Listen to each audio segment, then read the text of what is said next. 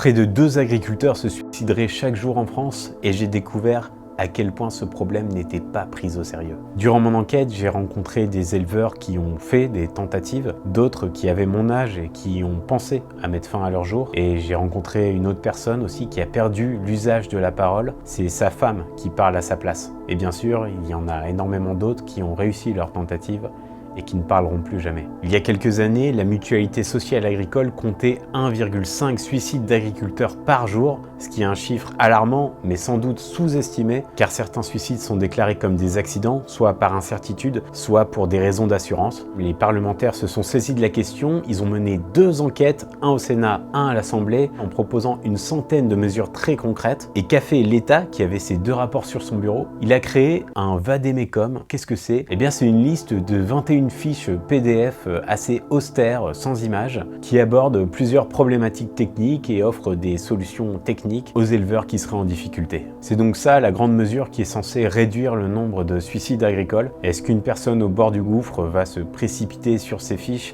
et trouver la réponse à ces problèmes? Il existe aussi des numéros d'assistance comme AgriÉcoute, mais qui souffrent de certains problèmes. Par exemple, on ne peut pas appeler pour un de ses proches, c'est-à-dire que c'est le suicidaire qui doit appeler lui-même. De tout ce que j'ai appris durant mes 2 ans d'enquête, le suicide, c'est la banalité la plus inacceptable du monde agricole. Je raconte tout dans mon livre enquête, Le sens du bétail.